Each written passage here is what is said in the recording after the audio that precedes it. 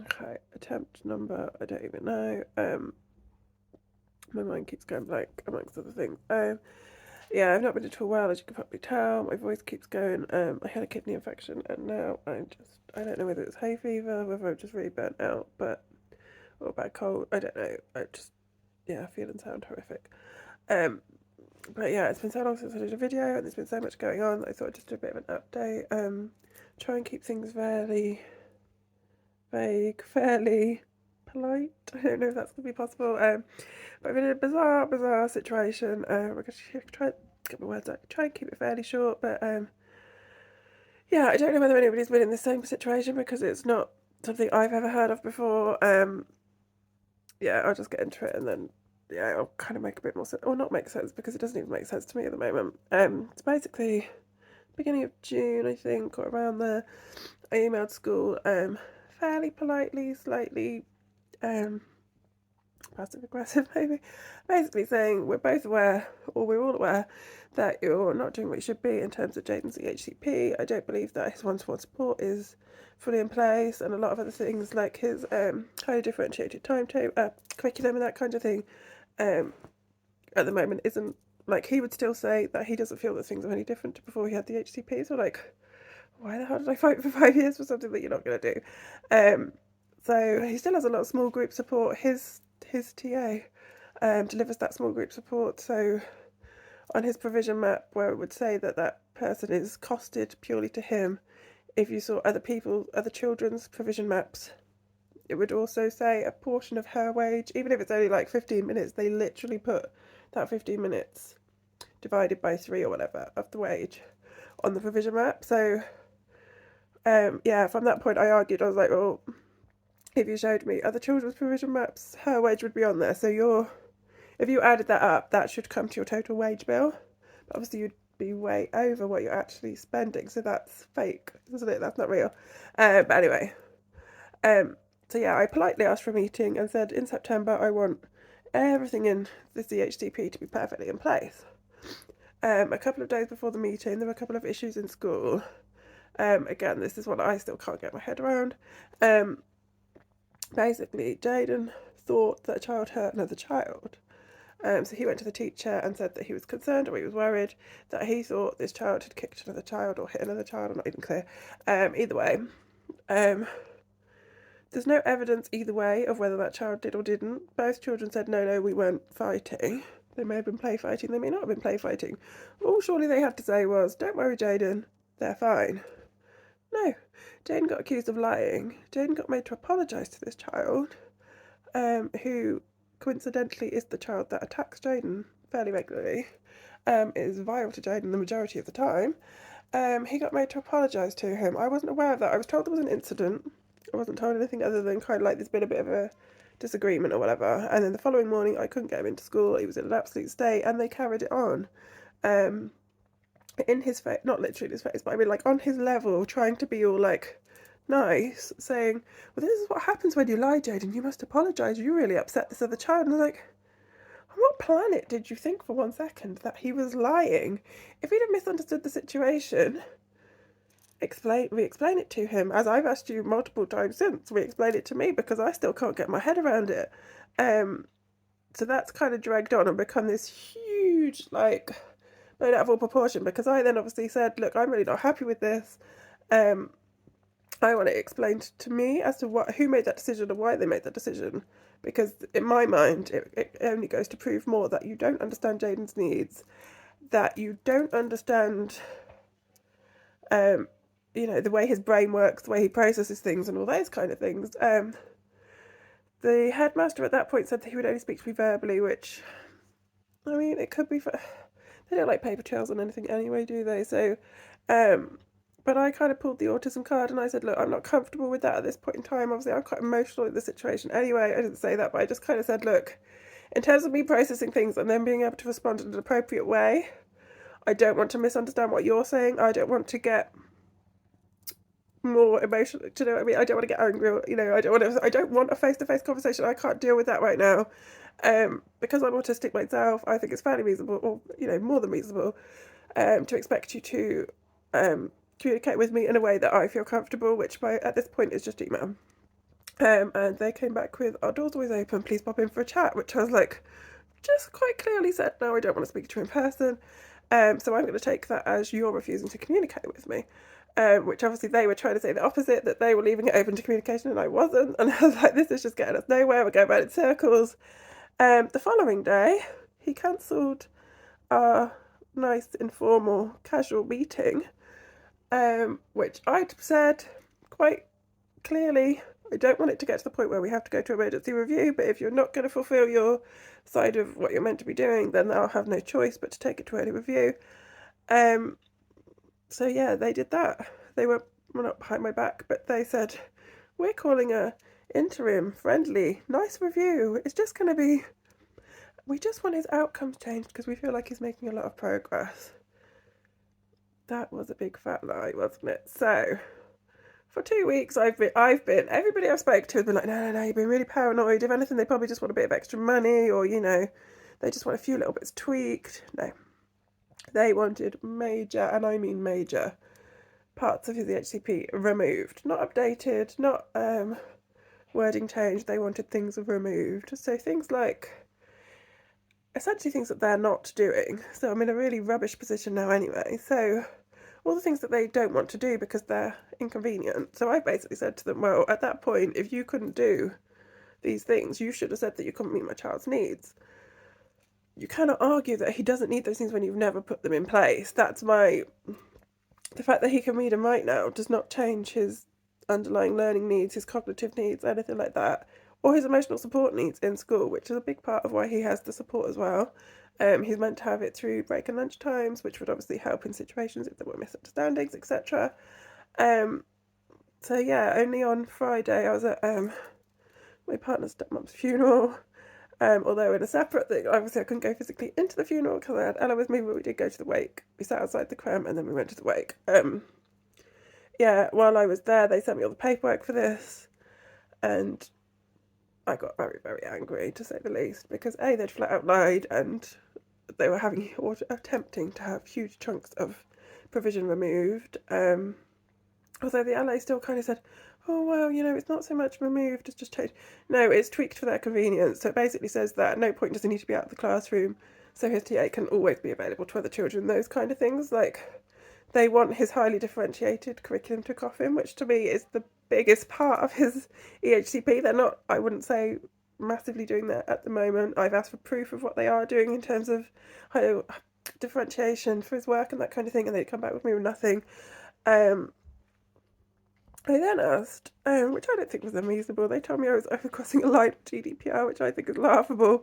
If a TA, if she had experience, if she had qualifications, etc., I'm sure they would come back with the same response. I was like, I'm not asking to see her CV, I'm just asking what makes her suitable for the role, because the wording in his, excuse me, I'll try not to cough, the wording in his EHCP says that all staff that work with him, which isn't going to happen because it's a mainstream primary school, but his TA in particular, and obviously the secretary, should have experience in working with children with complex I can never get my word out, neurodevelopmental needs. So I just asked what her what made her suitable for the role, essentially. So what experience, or I didn't ask where she's previously worked. I didn't ask her postcode. Do you know what I mean? I just asked what previous experience she had, or what qualifications made her suitable for the role.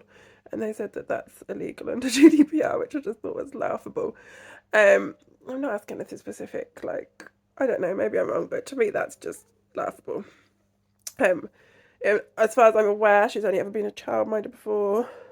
Which even the LA, I spoke to someone from an hour on the phone yesterday from the LA, and as lovely as she was, like, she had my back up to start with, and I was probably quite like bitey to start with. But then we had a really good conversation, but there were a couple of things where I wrote down that she said that were just unlawful, like not even true. She said that the plan itself is a snapshot in time, as in it should be expected to change, essentially, I suppose. So that would be like an excuse for why school can do what they want and not what's in the plan. I don't think that's true. She also said every TA has to start somewhere. Well, yes, that's fine, but they could start as a general class TA or a small group TA, not a specialist one-to-one for a child with significant need. So yeah, that was a bit of a weird one. But they did speak to school yesterday. So it got to the point, it got quite nasty because they'd brought into it the bullying. I didn't bring this into it, they brought this into it, which to me they're two completely separate things. It's not really in any way related to his EHCP other than if he had one-to-one to break in lunchtime, if there were incidents they'd be resolved and that kind of thing. The other child has significant needs too, and what I've asked for the last 6 months is obviously that friendship be monitored and that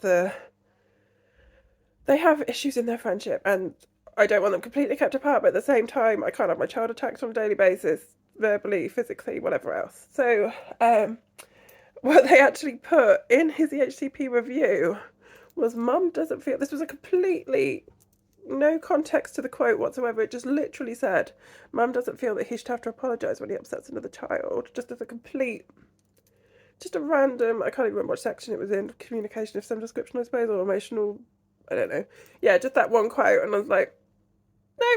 And then it also said Jane claims to be bullied, but there's no evidence of this, which again I bit and I was not happy about because I was like, hey, there's absolutely no reason for that to be in there.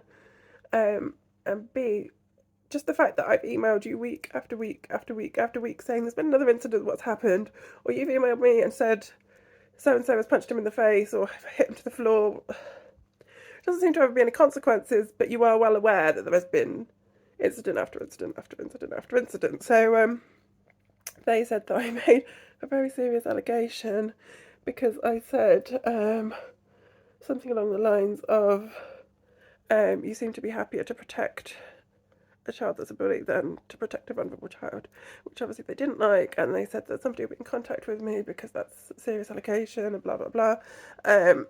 What's the truth? So obviously the email chain, the email conversation, sorry, that it's in has the caseworker and a couple of other people like CC'd into. So I'd imagine obviously they don't like that being seen by other people because it was a public, not public, but it was a it wasn't a conversation, just literally between me and them. So yeah, that was at that kind of point the headmaster pretty much said that he was shutting communication because I was being aggressive. I'm laughing because it's just ridiculous, and I pretty much said like I was reacting to what's being put. There was no need for it to be brought into any of this. It's a completely separate thing. And I also said, because I didn't have the professional report, I mean, she must have gone in for like 10 minutes. The professional report that they have got says absolutely nothing, because I'd said previously I'm not having any amendments made without a professional being in, because I'm not having things done just on school say-so.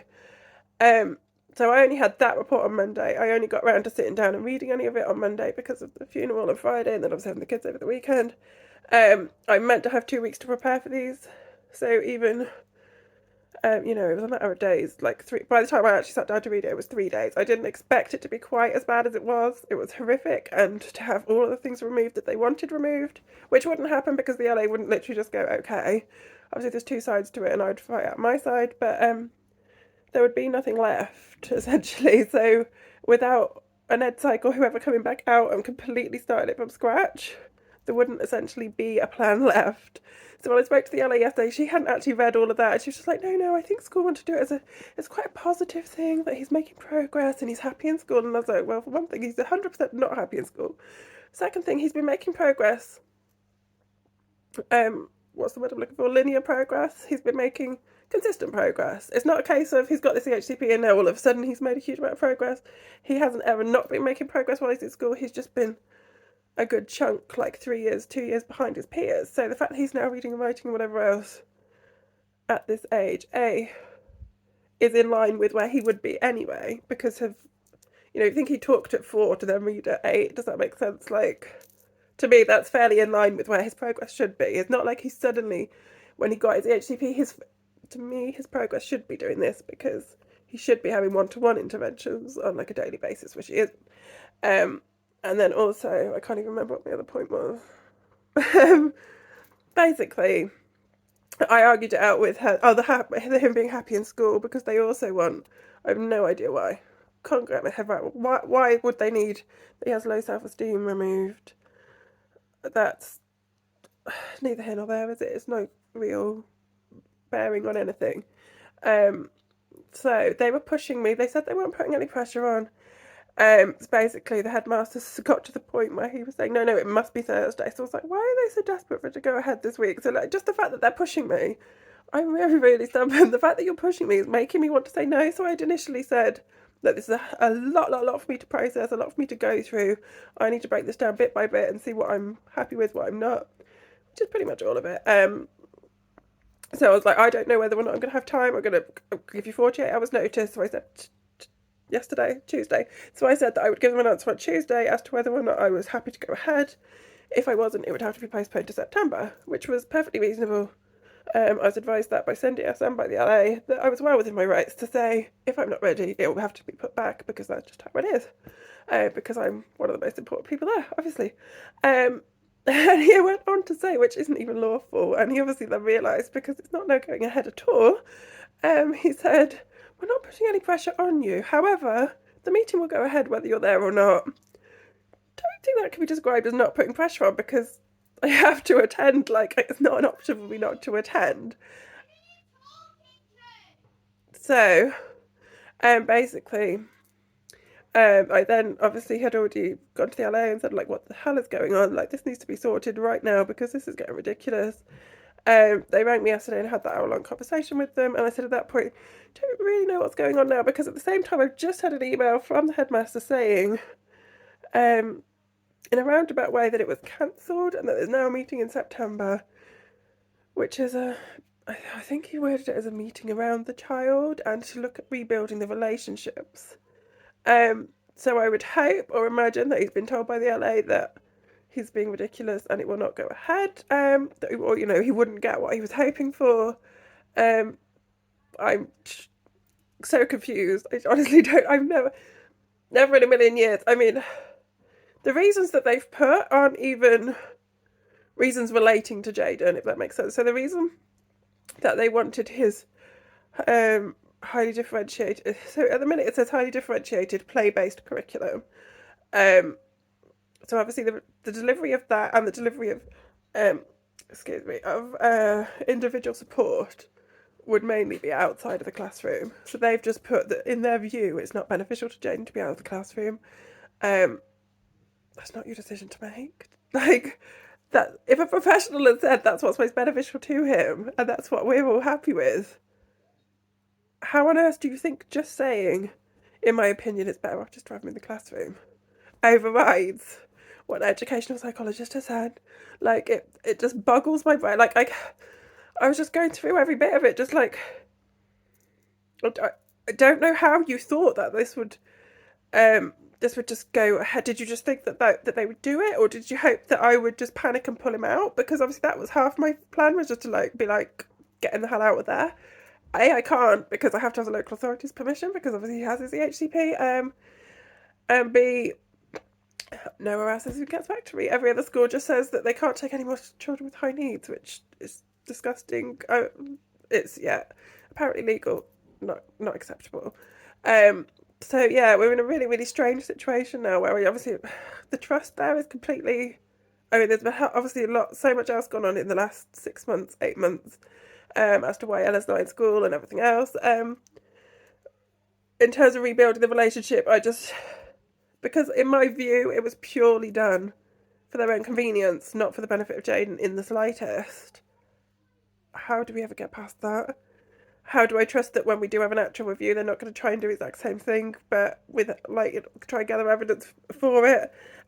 My biggest thing is, how are they not accountable for the fact that they're not doing it at the moment? Because his plan is 7 months old now, so they've not been doing. So all the things they want removed are essentially just things that they're not providing, which they should be. So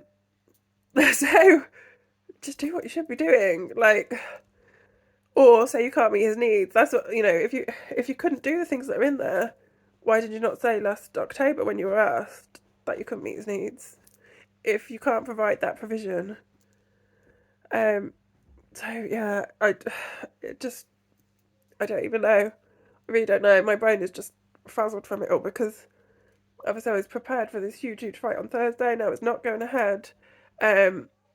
But they're not just going to drop it completely. Like, in the back of their heads, they're still thinking, we need to get away around this, or we need to. That's the only thing that I can think of, is that by trying not to be accountable for not doing it for so long, their plan was, well, if we just say, well, he didn't need it anyway, but that's not your decision to make. Like, I kind of, when I initially, emailed them about it, I said I feel like I've took the mayor off the ball, because obviously there's been so much going on with Ella. That when his one-to-one did start and all that kind of thing, I wasn't really like on the ball with it all. I should have been a lot more. I should have come down on them harder a lot sooner and made sure that things were in place a lot quicker. Um, Not that it's by any means my fault. And I was in a difficult position because obviously, in terms of things with Ella, I was trying to be nice and I was trying to like get things put in place for Ella. But at the same time, like I needed to put my foot down things for Jaden. So yeah, balancing both their needs in a school, which one of them's in, one of them's not. She does do some work every morning at the moment. She does go in for 45 minutes. But that's with me. She doesn't stay on her own. And then yesterday, it was cut short. But I did have sort of an hour in the afternoon with a manager at the LA regarding Jaden, and then I had the head regarding Ella, and I was like, how do I even remember which child I'm talking about at this point? Because luckily their needs are so drastically different, and they are just so drastically different that I could kind of separate the two, like remember who I'm talking about and what's going on. But to have so much going on is just. I can remember when he was starting, or when he was in like special ed preschool, and then when he started reception, I used to think, there's no way that it takes up like every second of your time, or it's all that you think about, that you're making multiple phone calls and emails a day. There's just no, it can't be physically possible that it takes over your entire life. It does. It really, really does, and it makes you physically ill, because I'm pretty sure that the stress of this is what's caused me to be so ill. So yeah, in September I've got to sit down with them, have a nice, friendly meeting, and talk about how we can move forward from it, when we haven't actually resolved anything, because nothing. I said to him earlier when he grabbed me on the way out the gate, and I was like, well, so what does happen in September? And he's like, well, same as now. I'm like, he's still not doing what he should be then, are you? So I don't know whether to start a judicial review, which may be my best option, because then in terms of law they have to do it. I don't know what would happen if I start that in the meantime they start a review. Like, it's I need to get obviously more advice in terms of where I stand legally and that kind of thing. But yeah, my voice is totally going now. So if you made it to the end of this very, very long and rambly video, I don't know if it makes any sense to anybody else, because it doesn't make any sense to me still. So yeah, I'd love to hear anyone's thoughts or anyone's similar experiences. I don't know if anybody has had a similar experience. I've certainly never heard of it before. But yeah.